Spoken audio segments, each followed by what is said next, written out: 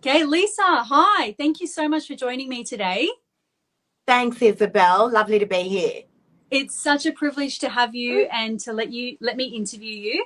Um, as you know, I met you quite a few months ago when you helped us with the property that we needed to sell, and ever since then, I've just been so blown away as I've watched your social media profile and some of the work that you do with young real estate agents. Just I think really inspiring and mentoring a lot of people. You possess a lot of skills that I thought were really special, and that's how this interview came to Oh, share that with the world. thank you, Isabel. I love that. Honestly, thank you so much. I really do. Thank you, because it's really inspiring. So, what we might do is just get straight into some of the Yeah, questions that we had, and love to just see what comes out of it. So, the first thing I wanted to ask you, do it. what do you can you think of any early life experiences that you've had that shaped you into the person that you are today as an adult? And it could be negative or it could be positive early life experiences, but things that made an impact on you and sort of made you the very motivated and inspirational person that you are today. Yeah. So I always remember as a young child, um, probably going back to teenage years, my parents always worked hard. They were working 7 days a week. They were in private education at the time. Yeah. And they would work these crazy long hours. And it would be, from 8 in the morning until 10:30 at night, literally Saturdays, Sundays, and every day of the week. Yep. And I always thought to myself, that was just quite incredible that I had these parents that would work these ridiculously long hours. Yep. And at the time when you're a child, you just sort of think to yourself, is this normal? Is it not normal? And I came to realize very quickly that that wasn't normal. Yep. And, that I had these extremely hardworking parents. And I guess, Extraordinary, sorry, extraordinary parents by the sounds of it. extraordinary parents. And at the time, well, not at the time, but back then, my parents were in private education, as I mentioned. My mum was a chiropractor and had decided that she was going to start training in these weekend workshops in massage and health and beauty, which was very esoteric. I'm talking about sort of, 35, 40 odd years ago.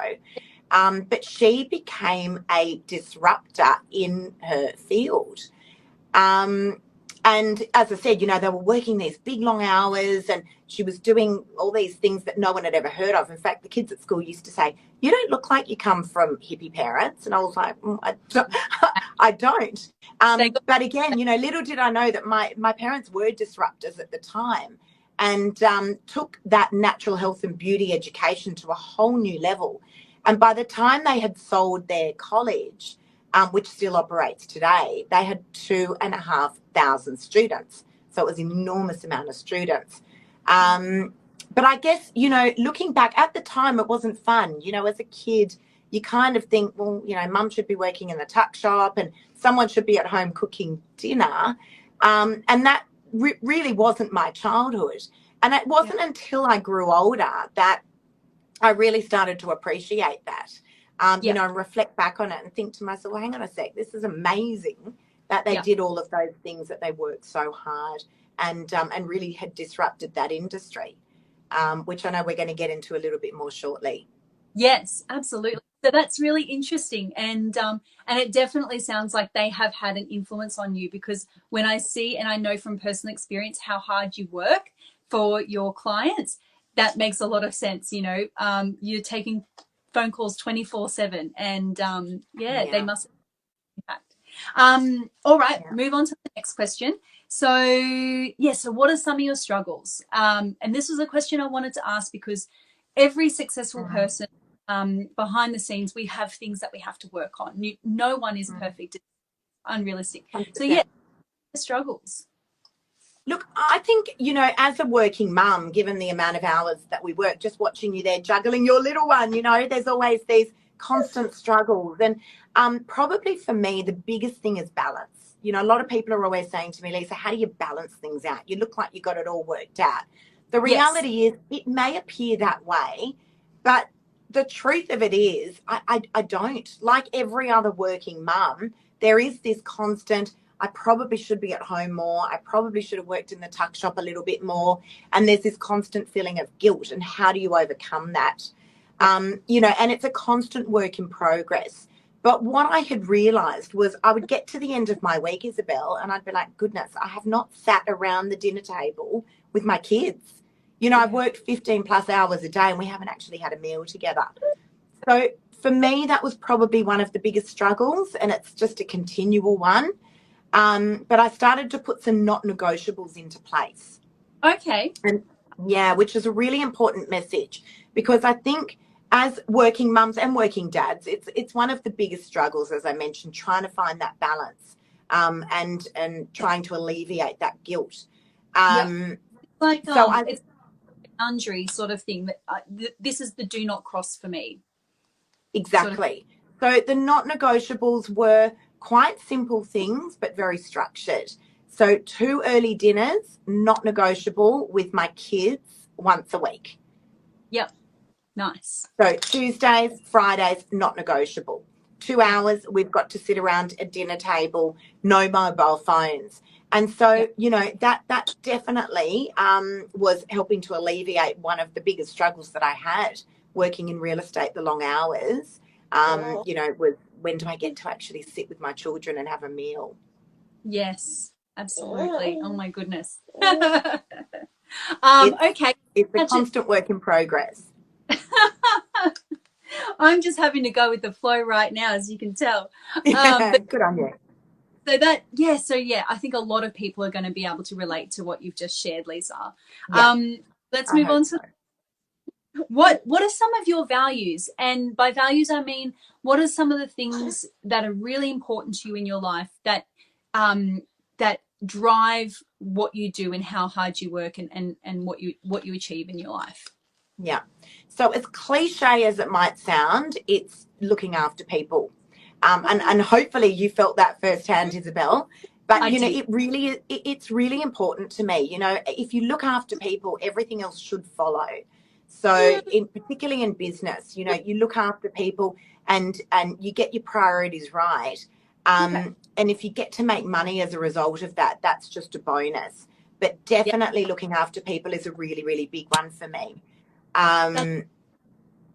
Yeah, and as I said, you know, as cliche as it sounds, it is really important, because everything else should follow off from that. You know, from there, if you look after people, you know, people will refer you, they'll remember you. I always say people will never forget the way you make them feel. Yes, whether it's good or bad. Yes, that's right. Exactly. Yeah. It's the same inside you. It's a funny thing, because I'm not a real estate agent, but that's definitely what I'm in it for, is to look after people and help them to feel the best. Absolutely. There's a lot of similarities there. Listen, I feel like part of my time I am not a trained one, but I definitely feel like there's times in real estate when you are part psychologist, that's for sure. Absolutely. I mean, you hear everyone's story, right? You know what's happening for them in their life at that time, because that helps to guide, I guess, where you're going to take them and how you're going to support them. So it makes it does. Absolutely. So that's your number one then. I can't remember exactly how you said it, but yes, looking after people. Is that right? Definitely. Definitely. The life of a working mum. This is it, right? Raw and real. This is how it is. This is very raw. All right. We're almost to the end. I wanted to ask you, you've already shared a tip with us, but did you have a specific tip that you wanted to share with any person out there who's watching this video today, and they have a dream, they have a goal, something that's helped you to become successful, a habit, or even just like an affirmation or something that's helped to give you that motivation and that energy to keep striving? I think, you know, people go through a lot of their life without doing the things that they had always wanted to do. You know, living without regret is really important. But a lot of people don't do it because they're fearful of what it may bring, or they're fearful of the rejection. And, you know, when you push through that comfort zone, there's an amazing space out there. And I'm often saying that to people. I mean, one of my biggest fears was public speaking, believe it or not. But it was a few years ago, and I had been asked to speak on a stage in front of 4,500 agents at the largest real estate conference in Australasia. Yes. That was one of the first times I had done public speaking. And I remember thinking to myself, challenge yourself and just go and give it a go, because you Yes. never know what could come of that. You may really enjoy it. And actually, it was something I'd always wanted to do, but I was petrified of doing it. And I Yes. remember the day when I had done it and how that made me feel. I was like, this is amazing. I've actually ended up in a whole different stratosphere as a result of doing that. Yeah. So don't live with regret would be number one, and Right. push yourself constantly outside of that comfort zone, because there is a wonderful space out there once you do that. Yes. I think the whole world just opens up for you when you do push yourself out of your comfort zone. It Um, definitely does. And as I said, people will live their whole life. I mean, I'm often telling the story, Isabel, I was 46 when I started in sales. And the reason I say that is because most people would get to that age and go, I'm too old. I wish I had done it when I was younger. I didn't know that.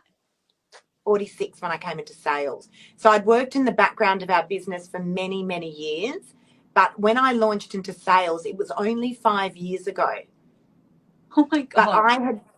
that's right, yeah. And I had made this promise to myself that if I was going to sacrifice so much, being a stay-at-home mum and then all of a sudden leaving my children at home, and given they are adult children now, but if I was going to sacrifice a lot, then I was going to give it a red hot crack. And I wasn't going to leave anything on the table. So, but you're never, ever too old, but never Amazing. live with regrets. I think that's really important. That is so special, Lisa. Thank you so much. I love both of those. I think mottos. Definitely not living with regret, because it does help you to kind of push through those uncomfortable situations Definitely. normally avoid. Yeah, and yeah, uh, not being afraid to do things no matter what perceived boundaries there might be, whether it be age or I agree. ability or psychological ability. I know a lot of people, if they struggle with mental health difficulties, anxiety, depression, and alike, that can be one of those invisible barriers to getting a different job Yeah, or that's interesting. Yeah. that sort of thing, occupations and things like that. So yeah, I think that they're really wise words. Thank you so much. It's a um pleasure. it has been such a pleasure to interview and Pleasure. just watch your journey, and in return, here you are helping me with mine. I'm pushing through my Thank boundaries. you, Isabel. See what happens. Thank you. It's a great pleasure. And I love how you're doing all the multitasking. That is literally the life of a working mum, isn't it? It's just constantly juggling a million balls, taking another ball, juggling that as well. I'm always saying, give a job to a busy person if you want to get it done. That's good advice. But you're Yes, I'm doing a great job there. Well done to you. asking right now, aren't I? Thank you so much. All right, well, we'll sign off. And when we see people on social media who are successful, I often wonder, what are the psychological traits that they possess that help to make them successful in their personal and business life? In the interview with Lisa, we were able to see a number of really cool strategies that she uses, and I want to share those with you. The first thing I noticed was that Lisa uses a reframe when she talks about her childhood experiences. So she talks about her parents working long hours and how that there was a part of that that had a negative impact on her when she was a young person. But she reframes that experience now that she's an adult. She sees the positive impact that had on her life, and she uses that experience now to guide her as a mother and an adult now in her own life. So as a result, she embodies the hard work ethic of her own parents and achieves financial security and looks after her family. Something else I noticed about Lisa were her values. So she spoke about how looking after her clients was an important value that she possesses. But there was something else I noticed about Lisa. She didn't say it explicitly, but she really, really values family, and she loves her family. So they're two really important values that I noticed. And why are values important? Values are the things that drive our behavior, and they are the way that we measure or monitor if our behaviors are in line with our goals for life. So, for example, when family or love are our values, if we behave in ways on a day-to-day basis that are in line with those values, we're going to experience an overall more satisfying life. If we behave in ways that aren't in line with those values, if we do things that don't look after family or preserve love in our life, then we're going to feel a conflict. We're going to feel uncomfortable or dissatisfied. The idea of that is that we then correct our behavior to come back in line with our values.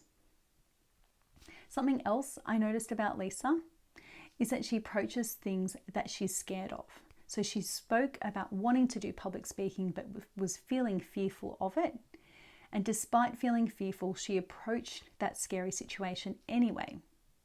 As a result of doing the public speaking, her brain and her body learned that she was safe and it wasn't actually a dangerous situation for her, as the feeling wants us to believe. Now, as a result, she engages in public speaking a lot more often, and there have been other career opportunities and a more sense of fulfilling life and satisfied life as a result. So they're just some of the examples that we were able to obtain from the interview with Lisa. As a psychologist, this is part of what we do on a day-to-day basis. We look at some of the thinking strategies and some of the beliefs and values that impact the way a person acts in their life and how they feel in their life. If you've liked this video, please hit the like button. And if you'd like to see more content like this, please subscribe. Have a great day.